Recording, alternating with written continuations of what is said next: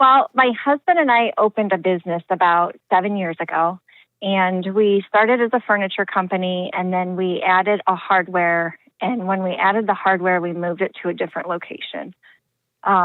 So we didn't do the math as closely as we probably should have.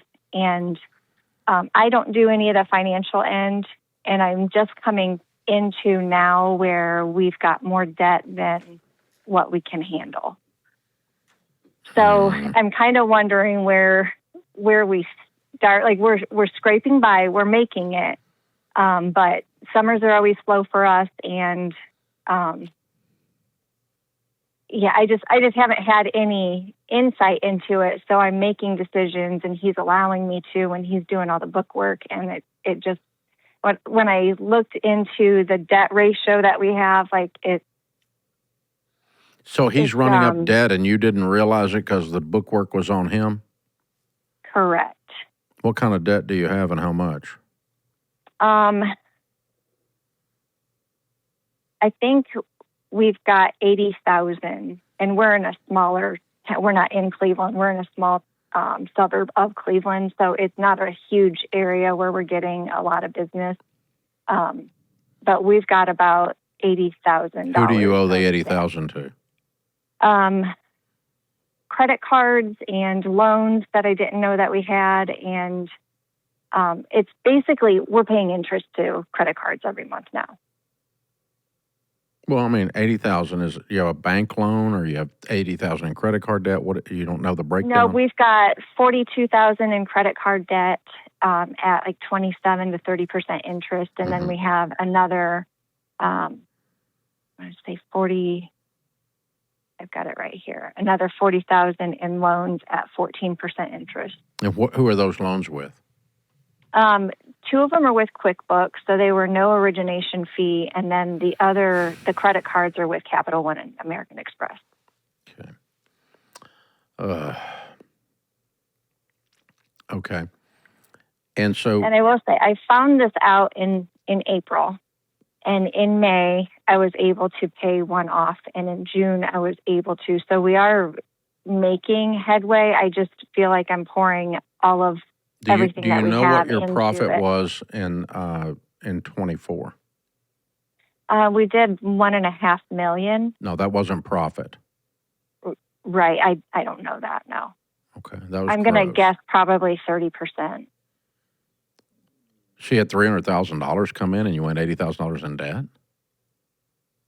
Possibly. I mean, we have payroll. We have, we own both of the buildings. How much debt did you pay off last month? Last month I paid off $3,000.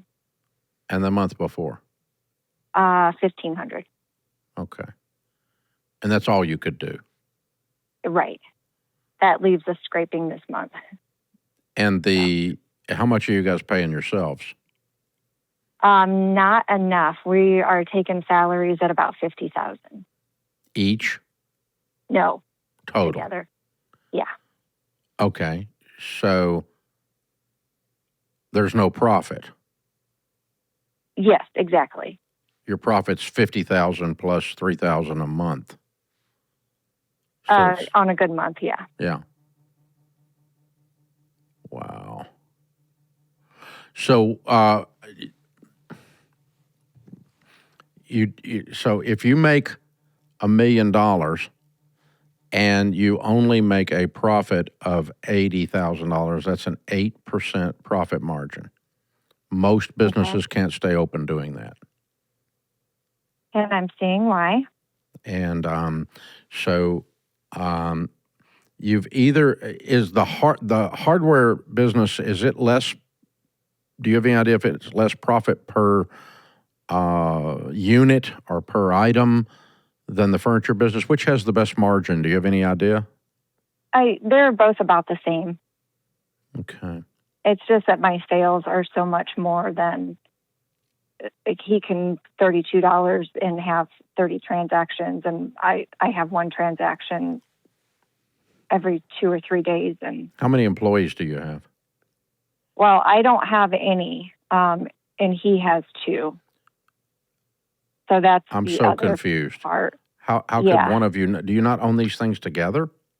We do, but there's a little bit of an issue there. I had employees, and the last one, I ended up firing her for behavioral issues. And I'm sorry. then Why I does found he out, have employees and you? I mean, I thought you owned these businesses together. because it's an incorporation, so I'm incorporated, and then when he opened the hardware, it's an LLC. So So it's you two own the separate furniture buildings. business in the corporation and run it, and he runs the hardware? Right, but he's owner of both. So we're both owners. He's president, I'm vice president, and So then you don't run these things together. well, we were supposed to. So we would have employees then, not Yes, you and him. right. So the total of employees employed by both organizations is what? 4, including me and him. 2. Okay. And you had one that was fired for misbehavior. Right. And I, at that point, realized that we couldn't afford to hire. So now it's getting worse because You have now any I idea can't what pour profit you into used to make making- on just the furniture business? Probably 30 or 40 when the economy was doing really well. Like when we first So opened, it wasn't we couldn't supporting keep up. even one good job. 30 or 40% margin. Oh, on how much gross? About $3 million the first couple years. Now you're down to $1 million. Mm-hmm. What happened to that? Well, I can't market. I can't run the business. I can't Why? get more business because I'm the only employee here. Because I'm doing the sales and the all the estimates and ordering and everything. I'm not able to run the business like I was. Because you fired the one girl. Right, and then realized that we were in a financial bind and couldn't rehire. So one person was the difference in $1 million on these two businesses. Both businesses combined are only making $1 million. Oh, no, I don't know what the hardware sales are. I don't know what his sales are. Okay. All right. I could check real quick. Yeah. But all of it together is only yielding you $80,000. Or just your thing is yielding you $80,000. Right. Which one? He's probably just me. He's probably breaking even because he's in a pretty aggressive payment plan for the building that he bought. So he borrowed $80,000 on your business or his? No, we are in a land contract. For what? For his building. No, I'm talking about the business. Who borrowed the $80,000? He borrowed it against the furniture business or the hardware? The debt is all the furniture. Is that what you're asking? Yeah. Yeah. Okay. Oh, there's so much bad going on here. I don't know where to start. Kiddo, what a mess. All right. This is separate, but it's not separate. No one's watching the accounting. No one knows what's going on. You don't even know your numbers on the hardware store. He's aggressively paying off a building that he doesn't own on a land contract. Meanwhile, you did away with $2 million worth of revenue over one stupid employee because you've got a little bit of credit card debt while he pays off a building over on the other side. So I think you all got to decide what business you're in. If I had just your business, I could recover it in 20 minutes, not counting his hardware. But you'd have to take all the books over, run it again, and you can get that business back up to $2 million by yourself and then hire somebody in the process to take it on back to $3 million, and you can pay off the $80,000 in debt in 20 minutes. I can revive that furniture business. I think this hardware business is hell. It sounds like it's going down the tubes and nobody knows what's going on.